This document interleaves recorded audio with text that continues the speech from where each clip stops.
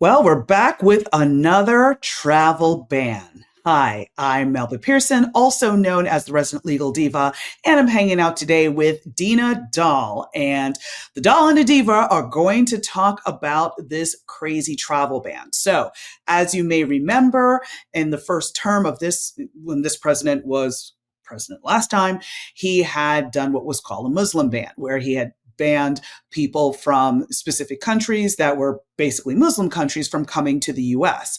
Well, he's back at it again, and this full ban applies to foreign nationals from Afghanistan, Myanmar, formerly known as Burma, Chad, Republic of the Congo, Equatorial Guinea, Eritrea, I hope I said that right, Haiti, Iran, Libya, Somalia, Sudan, and Yemen. And then he also imposed a partial ban for people from Burundi, Cuba, Laos, Sierra Leone, Togo, Turkmenistan, and Venezuela. So this is huge on so many levels, especially when you look at the addition of the countries of Haiti, Cuba, and Venezuela. Because again, when you think about the lots of people who have come fleeing, looking for freedom, looking for safety, there was a huge chunk of them that came from Venezuela because of the current government. And of course, Cuba has enjoyed a special status because of the fact that they are run by a dictator and is a communist country. And of course, we know what's going on in Haiti right now, where the entire government has descended into chaos. There's effectively no government in Haiti, and the government, whatever government they would be, is basically run by armed gangs. So to ban these folks from coming to the US when they're just looking for safety or trying to at least get supplies or anything like that is insane. Dina, what are your thoughts? Yeah, I mean, the fact is, to your point about him kind of adding now restrictions regarding Cuba and Venezuela and Haiti, those communities, especially Cubans and Venezuelans, a lot of them supported Trump. A lot of Cubans support Trump and Republican candidates in general, and it's going to be a lot harder for them to travel. Yet again, we're seeing Trump kind of putting a knife in the back of a lot of communities that showed up for him. This is what happens when you support somebody who's so disloyal to literally everybody that he's ever worked with, and really only cares about himself. So either those communities were, kind of gaslit by Fox News and all the others, and they didn't get their facts, but they're kind of seeing in real time what's happening. And that's going to show up perhaps at the midterms. If we continue here on Legal AF, be sure to free subscribe to get the updates. We continue to shine the light. And I think we should take this in context because, this ban, he talked about putting forward this ban, like as soon as he came into office, right? He's always, even during the campaign about the Hades, the dogs and the cats. Right. And that's not to cut you off, but that's what kills me because I'm based in Miami. There's a huge Cuban, Venezuelan, and Haitian population. The man said on the campaign trail that he wanted to send everybody back. He made it very clear he was anti-immigrant all the way. Mm-hmm. How did they think that they were different? Mm-hmm. They're like, oh, I'm not a criminal. I don't have I wouldn't have a conviction. He only means those people. He never actually said that. He just said, he wanted, to stop immigration and all of this. And, why don't people from, Nordic countries, come here, et cetera, et cetera. And, he didn't want people from these other countries. So I don't even understand how they got it confused, but. Well, yeah. Okay. Just to address that, and then I'll go back to the timing of this, I think being very significant. I think that nobody ever believes it's about them. I think Republicans in general do that, right? They don't mind discrimination against the homosexual or gay community unless it's their child or, I think in general, that's how they operate. But I also truly, truly believe in not bashing any community that didn't show up for Trump. I know it's really easy to be like, you put us there. But at the end of the day, nobody deserves a vote. They earn a vote. And the fact is that so many communities, even vulnerable communities, were willing to show up and vote for Trump or not vote at all, is a failing of the Democratic Party and is a failing of the messaging. And so I think that we don't do ourselves any good, by not really asking how on earth a community that was vulnerable could have voted for Trump. How desperate were they, and why were we not addressing it? And I don't frankly know if the Democrats have gotten the message enough, because it seems like they're just doing infighting about Biden's age. But maybe that's a whole other video. That is a whole other video that I would love to dive into with you. Yeah, let's dive into that. So anyway, I just think we cannot also lose sight of the fact of the timing of this video, because he's talked about this since he came into office in January. Didn't put it forward, but this week we see the infighting, between Musk and the Republicans, and the crumbling of his support for his big, beautiful bill, which now I've heard terms called the big bankrupt bill, or the Schumer trying to call it the, well, we're all going to die bill. Either way, the awful bill, whatever you want to call it, is gaining some momentum to kill it. And Ben Meiselas, in his one of his videos, was like, he's going to do something to distract us. And sure enough, he does this ban, which it's so difficult to report on him. And I feel like that's what we do here in Legal AF, is just try to report on him, because there's no way we should not cover this story.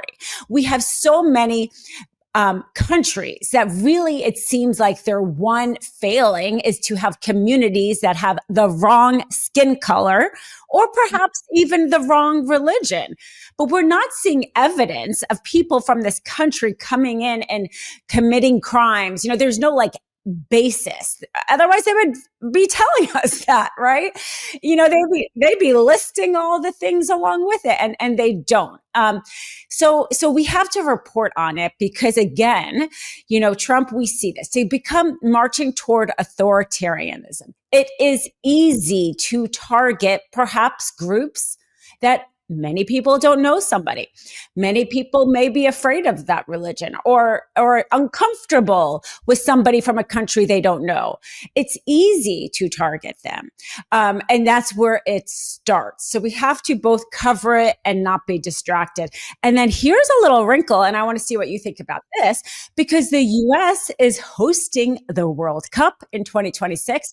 Iran is one of those countries, and they have already secured a place in that World Cup. So that means none of their fans can come. And then we've got the World Olympics right around the corner. We are asking people from around the world to come. We're saying we are welcoming for these things, but at the same time, he's making it very unwelcoming. So what do you think about that? Yeah, that's a good one. I could see a situation where he'd give special dispensation to athletes coming to compete, yes, or something like that. Athletes have an exception. The athletes themselves have an exception in the bill, but the fans are going to be out of gas. The fans are going to be out of gas, because I can't, again, if you're not allowing for folks to get travel visas to be able to come here, I mean, that's the end of it. There's nothing more that they can do. They can't get the permission to actually enter the country. So you're going to have a whole group of fans from around the world who A, can't get access, or B, won't even try, because they're not getting in the weeds of, is my country on the travel ban or not? They're just hearing travel ban. They're hearing that the US doesn't want these types, quote unquote, of people coming to the United States. Because of course there's no travel ban on Sweden and Norway. Not saying there should be. There shouldn't be a travel ban on anyone. But, they're just thinking, listen, I'm not from one of those countries, right? So I'm just not even going to bother to try. And we're already seeing that play out, not even necessarily before this ban has been announced. We already have been seeing a drop in tourism, and we're seeing a drop in tourism in terms of Canadians. Now, again, me being based in South Florida, we always expect when season hits, you have a good 4 to 6 months where the Canadians come down. They have apartments down here. They, come and take up hotel rooms for several months to escape the winters. They're not coming down. We're seeing more people now pivoting to the Caribbean rather than coming to the US, because they don't want to deal with the foolishness. They have heard the messaging and they're frightened, and they don't want to have a problem at the border. They don't want anybody looking at their social media or or anything like that. So we're already being impacted by the anti-immigrant messaging that has been out here from this administration. And now you're going to put a ban, quote unquote, on top of that. I mean, anybody who's relying on tourism for their livelihood is going to be in a world of hurt, especially as we start to march headfirst into a depression, not a recession, a depression.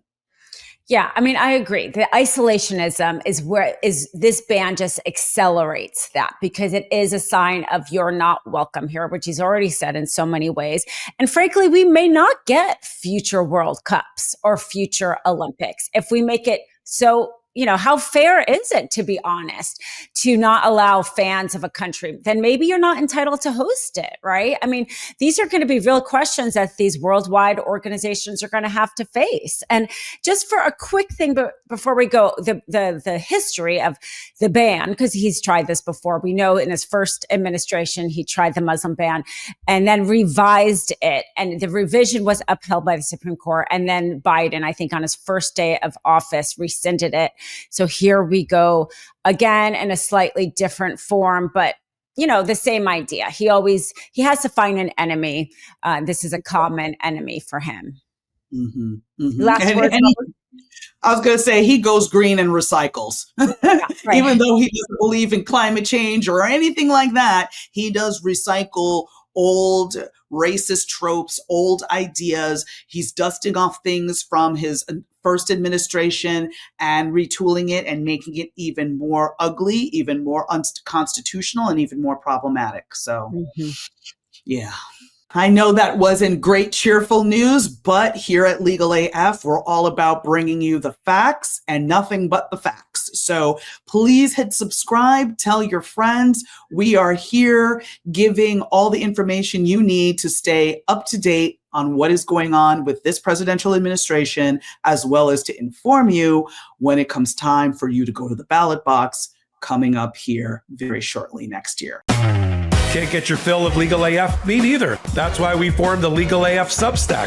Every time we mention something in a hot take, whether it's a court filing or a oral argument, come over to the Substack. You'll find the court filing and the oral argument there, including a daily roundup that I do called, wait for it, Morning AF. What else? All the other contributors from Legal AF are there as well. We got some new reporting. We got interviews. We got ad-free versions of the podcast and hot takes. Where? Legal AF on Substack. Come over now to free subscribe.